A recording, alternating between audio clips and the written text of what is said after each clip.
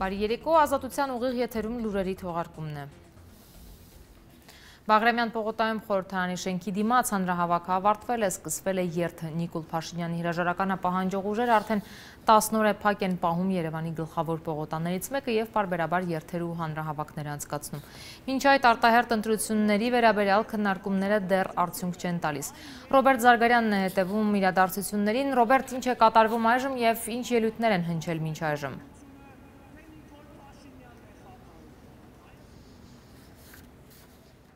Տաթևիկ նշեմ, որ այժմ հայրենիքի փրկության շարժումը երթ է իրականացնում, որն արդեն հասել է Պարոնյան փողոց, այն անցավ Պրոշյան փողոցով եւ անցավ կառավարական առանձնատերի կողքով, այնտեղ կարճ ելույթներ հնչեցին։ Մինչ այդ Բաղրամյան պողոտայում ընթանում էր վարչապետ Նիկոլ Փաշինյանի հրաժարականը պահանջող ընդդիմադիրների հերթական հանրահավաքը, որն այս անգամ մի փոքր այլ ձևաչափով էր, ելույթների մեծամասնությունը նվիրված էր երիտասարդներին, երիտասարդներն էին խոսում, ինչից հետո վերջում նաև քաղաքական գործիչները ելույթներ ունեցան։ Շարժման համակարգող Իշխան Սաղաթելյանը նախ հայտնեց, որ վաղը Հանրապետության նախագահ Արմեն Սարգսյանը շարժման լիդերների հետ հանդիպում է խնդրել, ապա նշեց, որ գլխավոր շտաբի պետ Օնիկ Գասպարյանի վերաբերյալ վերջնական որոշումներից հետո արդեն պարզ կլինի իրենց հետագա անելիքները եւ հավանաբար արդեն երեքշաբթի օրը հանրահավաք կլինի, այնուհետև ելույթ ունեցավ արդեն շարժման վարչապետի թեկնածու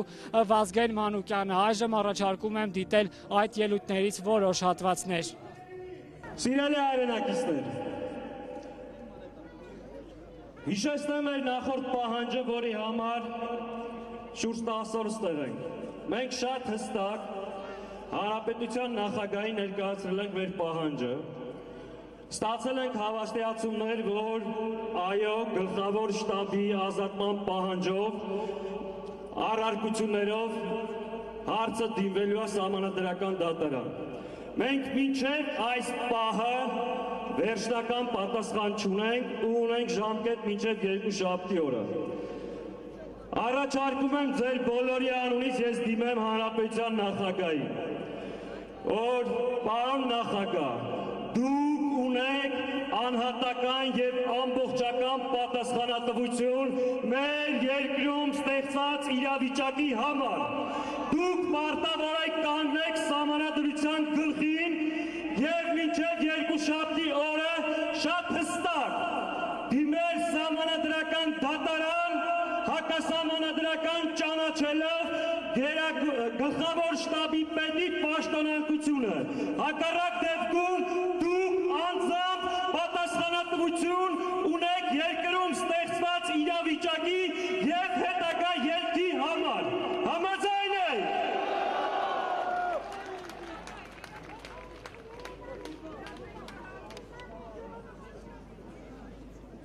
Մենք տեղեկացանք նոր, որ նախագահ վաղը կրկին շարժման ղեկավարների հետ հանդիպում է խնդրել։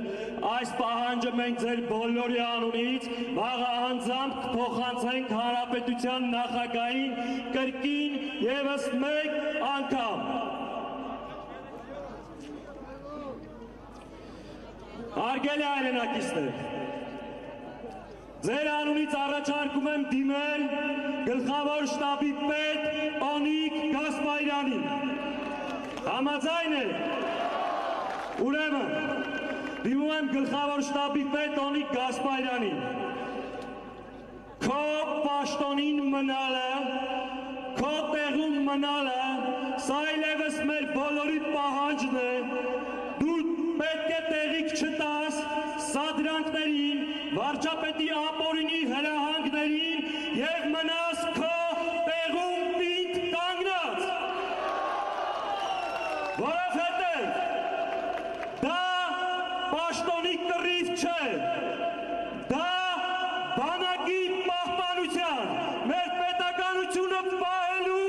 համար է։ Հետևաբար Օնիկ Գասպարյանը չպետք է ենթարկվի ապօրինի հրահանգներին, մնա իր տեղում կանգնած, հանուն բանակի, հանուն Հայաստանի, հանուն Արցախի Արմեն Սարգսյանը մինչև հիմա թուղթը չի ուղարկել սահմանադրական դատարան։ Ես հարցնում եմ ինչու։ Հիմա մենք պահանջում ենք, որ բժիշկը բժշկությամբ զբաղվի, ուսուցիչը ուսուցչությունով, նախագահի պաշտոնը որն է։ Իր պարտականությունն է դա։ Ինքը ոչ թե 3 օր պիտի սպասեր, նույն օրը պիտի ուղարկել։ Հա, վաղը մենք իրան կհանդիպենք, էլի կհամոզենք, բայց ոնց կարելի է րոպեն մեկ տարբեր պաշտոնյաներին համոզել, որ իրան կատարեն իրենց պարտքը, որը պարտավոր են կատարել։ Պահանջելու ենք եւ ինքը պետք է կատարի այդ պարտքը։ Այդ դեպքում, եթե չի կատարում այդ պարտքը, Շուշի անկում է իր խղճի վրա։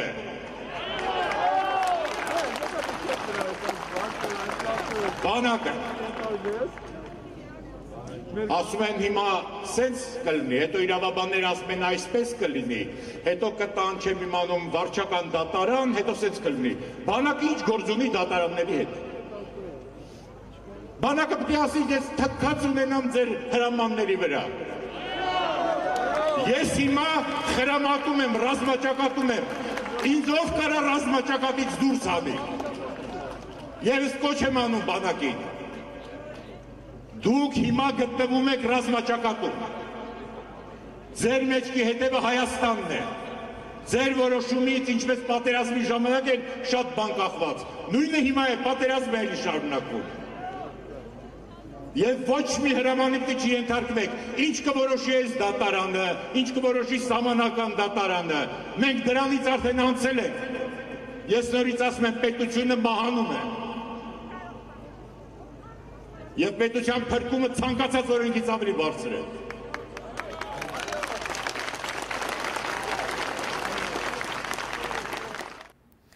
Պաշտպանության նախարարության մոտ այսօր մի խումբ նախկին զինվորականներ եւ այլ քաղաքացիներ էին հավաքվել ի աջակցություն զինված ուժերի գլխավոր շտաբի պետ Օնիկ Գասպարյանի։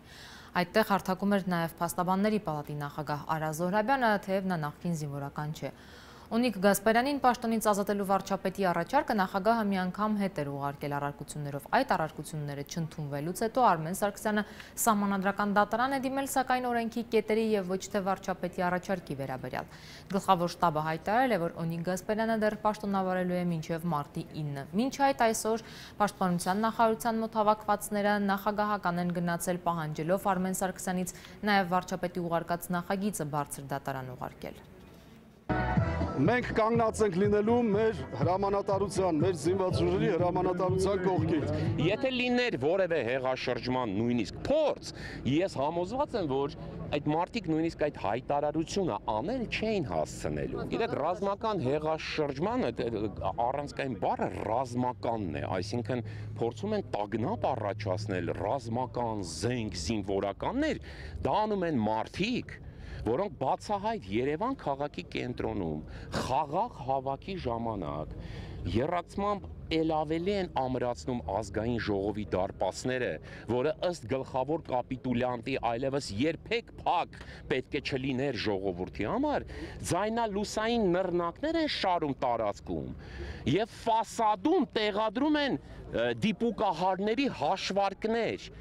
Դուք հասկանում եք մենք ինչից ենք խոսում, այսինքն ու այդ մարդիկ խոսում են ինչ-որ ռազմական վտանգի, ռազմական հեղաշրջման, նախարարությունների կտուրներին են արդեն սնայպերներին շարում։ Ուզում եմ բոլորիս փոխանցել Արարատյան հայրապետական թեմի առաջնորդական փոխանորդ տեր Նավասադ arczepiskopos Կճոյանի օրհնությունը եւ նաեւ զորակցությունը մեր բանակին։ Այդ մահաբերանկը մեր երկրում է։ Օրվա իշխանությունները որքանով են կարողանում համարժեն գնահատել եւ դիմագրավել այդ մարտահրավերներին։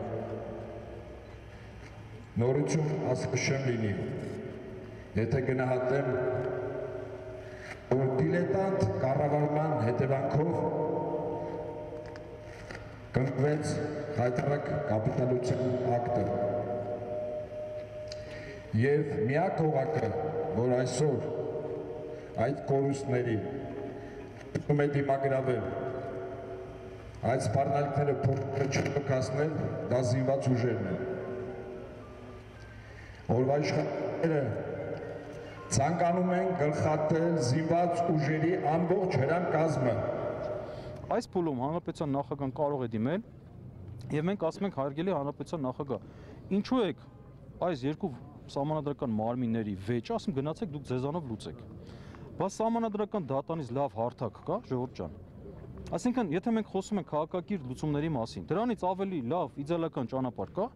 ասում ենք թող սահմանադրական դատանը լուծի այս վեճը։ Բայց ամեն ինչ արվում է, որ սահմանադրական դատարան չդիմի նախագահ։ Հիմա մենք ուզում ենք գնանք եւ պնդենք եւ նախագահից պահանջենք, ինքը շատ է լռել, երբ որ սահմանադրությունը բառից բուն իմաստով պղծվեց, երբ որ սահմանադրական դատանի դատավորներին հանեցին սահմանադրության փոփոխության, որի իրավունքը չունեին ազգային ժողովի падգամավորները, հանրաքվեով իրենք կարող էին դատավորների կարգավիճակի հետ կապված հարց լուծել։ Իրանք դրեցին, արեցին, հանրապետության նախագահ ձայն չանեց։ Այսինքն հանրապետության նախագահը շատ հարցերում է լռում եւ հիմա էլ այս կարևոր ժամանակահատվածում ինքը փորձում է անգործություն դրսևորել եւ մենք հիմա այս հարցը սրելու միջոցով թույլ չենք տալու, որ նա անգործություն դրսևորի։ Եթե դրսևորեց անգործություն, դրան հաջորդելու են որոշակի գործողություններ։ Վարչապետ Նիկոլ Փաշինյանը հեռախոսազրույց ունեցել ԱՄՆ պետքարտուղար Էնթոնի Բլինքենի հետ, փոխանցում են կառավարության լրատվական ծառայությունից։ Նիկոլ Փաշինյանը բարձր է գնահատել ԱՄՆ կողմից Հայաստանին տրամադրվող մշտական աջակցությունը եւ ԵԱՀԿ Մինսկի խմբում ԱՄՆ ունեցած դերակատարումը։ Կողմերը անդրադարձել են պատերազմից հետո տարածաշրջանում տիրող իրավիճակին, ընդգծելով ԵԱՀԿ Մինսկի խմբի համանախագահության շրջանակներում խաղաղ գործընթացի վերսկսման անհրաժեշտությունը։ Վարչապետը Բլինքենի ուշադրությունը հրավիրել է հատկապես Ադրբեջանի կողմից գերիների, պատանդների եւ այլ պահվող անձանց անհապաղ վերադարձի անհրաժեշտության վրա։ Տվյալ համատեքստում ամերիկյան կողմը շեշտել է Մինսկի խմբի համանախագահության գործունեության կարևորությունը եւ պատրաստակամություն է հայտնել շարունակել իր դերակատարումը հակամարտության կարգավորման ուղղությամբ։ Ըստ հաղորդագրության պետքարտուղարը վստահեցրել է, որ Միացյալ Նահանգները շարունակելու է բարեփոխումների համար Հայաստանին տրամադրվող օժանդակությունը։ Երկուստեք կարևորվել է համագործակցությունը Հայաստանում օրենքի գերակայության ամրապնդման, կոռուպցիայի դեմ պայքարի, արդարադատության համակարգի եւ ոստիկանության բարեփոխումների ուղղությամբ։ Հայաստանի արտաքին գործերի նախարար Արա Այվազյանը այսօր հեռախոսազրույց է ունեցել Իրանի իր պաշտոնակցի Մոհամմադ Ջավադ Զարիֆի հետ։ Հայաստանի արտգործնախարարությունը հայտնում է, որ Այվազյանը եւ Զարիֆը մտքեր են փոխանակել երկկողմ օրակարգի հարցերի շուրջ։ Զրուցակիցները վերահաստատել են փոխադարձ պատրաստակամությունը այն առավել ամրապնդելու առնչությամբ, այդ թվում տարբեր մակարդակներում քաղաքական երկխոսության ակտիվացման միջոցով։ Հայաստանի եւ Իրանի արտգործնախարարները անդրադարձել են նաեւ տարածաշրջանային անվտանգության կայունության հարցերի։ Երկուստեք կարևորվել է համակարգված փոխգործակցության դերը տարածաշրջանային նոր մարտահրավերների հասցեագրման գործում։ Կորոնավիրուսը Հայաստանում դարձյալ թափ է հավաքում, այսօր բուժվողների թիվը ավելացել է եւս 508 նոր դեպքով, անցնելով 5500-ից։ 4 հոգի մահացել է, 191-ը առողջացել։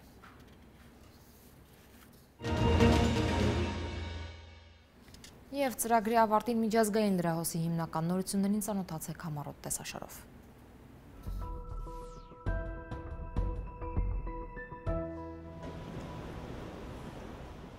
Եվրամիության անդամ պետությունների արտգործնախարարները հատուկ միջնորդական խումբ կստեղծեն օգնելու Վրաստանի կառավարությանն ու ընդդիմությանը հաղթահարել ներքաղաքական ճգնաժամ, այս մասին հայտարարել է Լիտվայի դիվանագիտական գերատեսչության ղեկավար Գաբրիելիուս Լենձբերգիսը։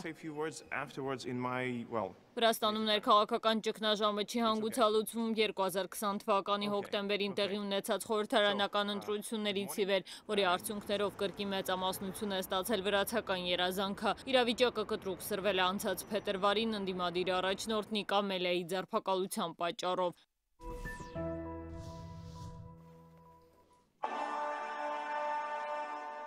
Ադրբեջանը Եվրամիության հետ կստորագրի ոչ թե ասոցացման, այլ իրավահավասար համաձայնագիր, այս մասին հայտարարել է այդ երկրի նախագահ Իլհամ Ալիևը, նրա խոսքերով ի տարբերություն Եվրամիության արևելյան գործընկերության անդամ մյուս պետությունների, Բաքուն հրաժարվում է ասոցացման համաձայնագրից, որն ըստ Ալիևի ոչ այլ ինչ է, քան ցուցումներ։ Մեզ նման ցուցումներ պետք չեն, մենք ինքներս գիտենք ինչ անել, հայտարարել է Ադրբեջանի ղեկավարը, հավելելով, որ փաստաթուղթը գրեթե պատրաստ է։ Tabii ki onların arasında Եվրամիության արևելյան գործընկերության անդամ 6 երկրներից 4-ը Ուկրաինան, Մոլդովան, Վրաստանը եւ Հայաստանը ստորագրել են համապարփակ եւ ընդլայնված գործընկերության համաձայնագիրը, Բելարուսն ու Ադրբեջանը ոչ։ 350 էջանոց այդ փաստաթղթով Հայաստանի իշխանությունները պարտավորվում են բարեփոխել արդարադատության ու ոստիկանության համակարգերը, ընտրական օրենսգիրքը, ակտիվացնել պայքարը կոռուպցիայի դեմ, առավել հաշվետու ու թափանցիկ դարձնել կառավարումն ու եվրոպականին մոտեցնել չափորոշիչները տնտեսական դաշտում։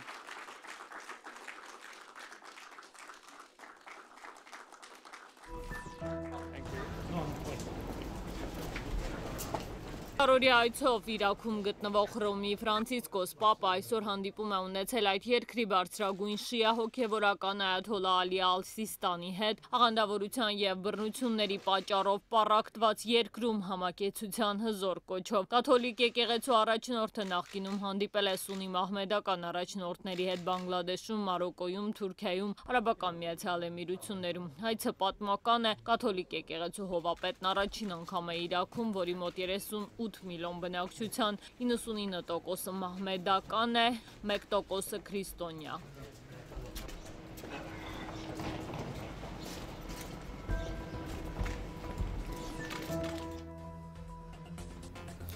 Այսքանն էինք նախատեսել այս թողարկման համար, լուրերը կամփոփենք երեկոյան ժամը 8-ին։